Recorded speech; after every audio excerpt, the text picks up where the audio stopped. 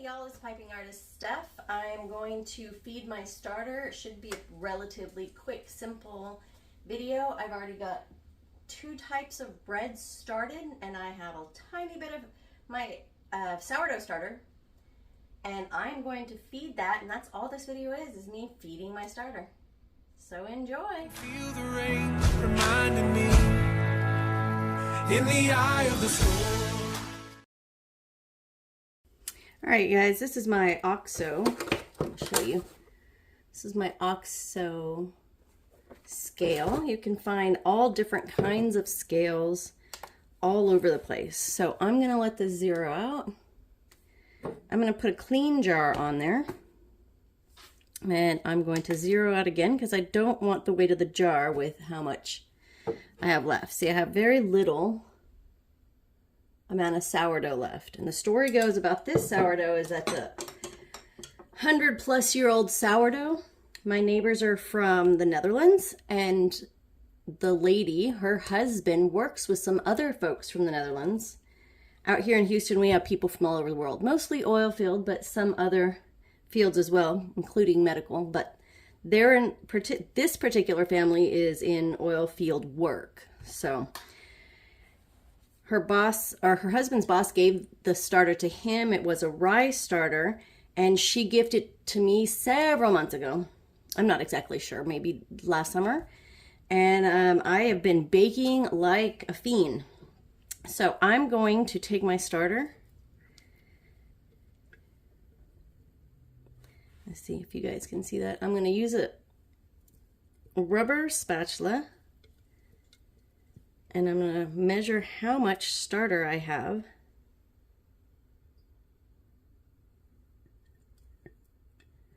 I do it the lazy way.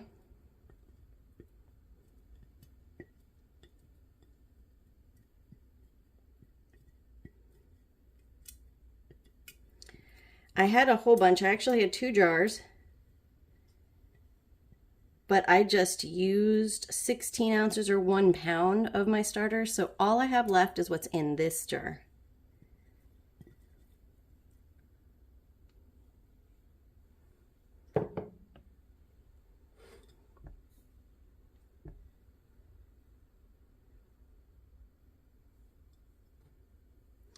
So it looks like I have about 4 ounces left. I have had as little as 1.5 ounces. I was only allowed to take 3.5 ounces with me on a plane. I had to take it in a Ziploc baggie so that I could gift it to some friends in New Mexico.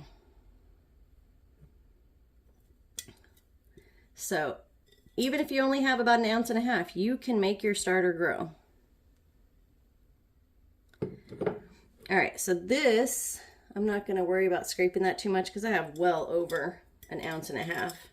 I've never gone below 1.5 ounces, but so I keep a rubber band to put around the jar once it's done being fed so I can gauge where it's at and if it's grown. I like to leave it out until it's grown and then put it to sleep in the fridge. I'll explain that more later. I'll also put some links in the basement to other more scientifically and well-spoken artisans who can explain more about how to make your sourdough starter. I have some people who have said you have to discard every single time your feeder grows, or your starter grows, excuse me, after you've fed it. But I don't usually worry about discarding because mine is an established starter. If it was something I started myself, there are videos on how to do that. Not mine, of course, but other folks. So I want to at least double this. So if anything, I would be 3.6 ounces of starter, 3.6 ounces of water, and 3.6 ounces of flour. Mix it and let it grow. But I'm not going to do that today. I'm going to feed it a little bit more. I'm going to do 5 ounces of water and 5 ounces of starter. So I'm going to zero this out and put my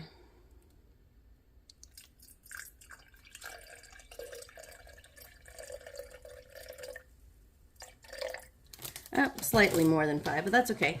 I use purified water or spring water because I live in the city or in a township, and our water is not from a well.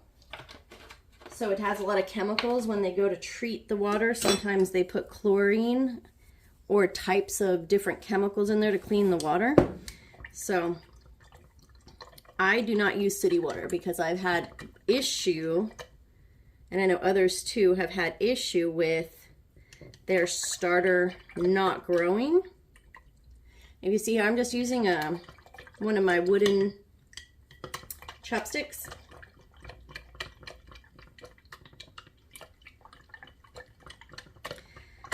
One of our sons named my starter Jerry, which is funny because that's my grandfather's name. So I named it Geraldo, or Geraldine if it's a second jar. But since I'm just back to the first jar, I'll try to get all that off the side there. Mix that water in.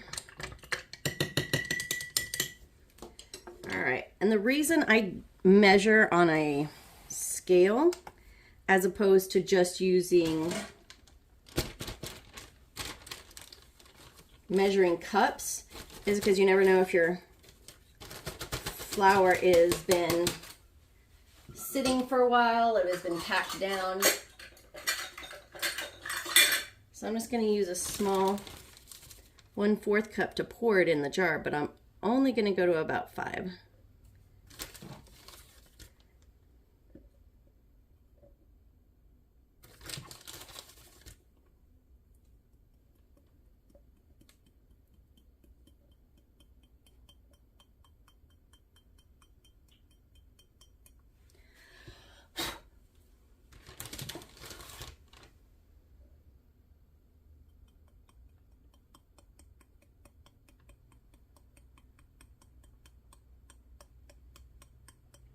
Now in the starter, I do not put anything else but water and flour, and you can use whatever flour your heart desires. I've heard people say you can only use organic, you can only use unbleached, you can only use rye, or you can use a mixture of rye and organic, unbleached.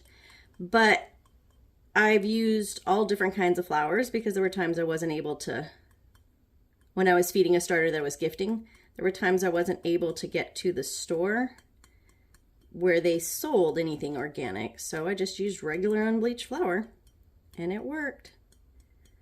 Look at there. I'm going to put a tiny bit more just to kind of, because we do live in such a moist environment, I want to make sure it has enough food.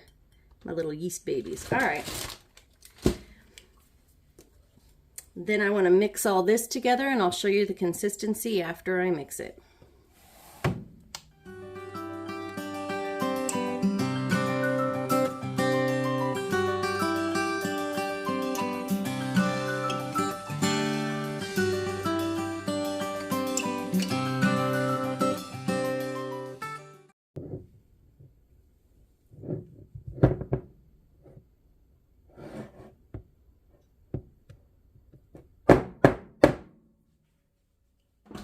All right, now that that's all mixed, you guys can see it looks kind of like a really thick pancake batter. So I'm going to put my rubber band right about where it sits to make sure that it's alive still.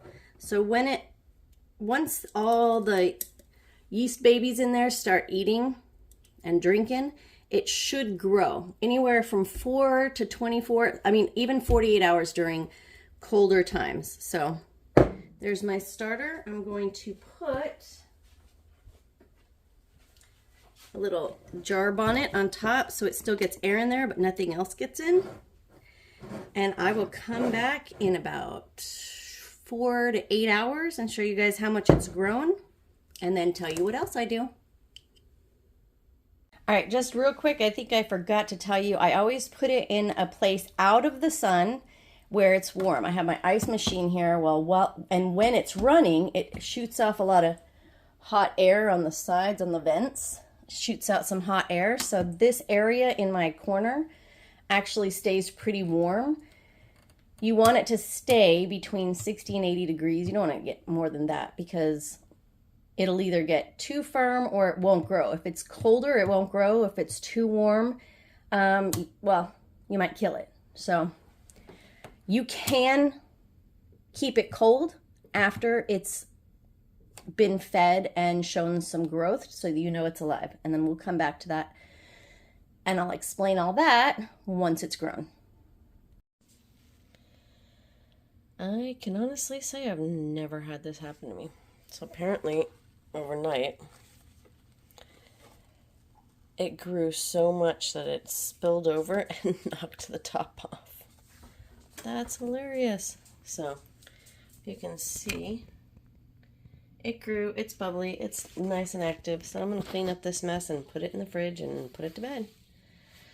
So obviously it's very happy and very active.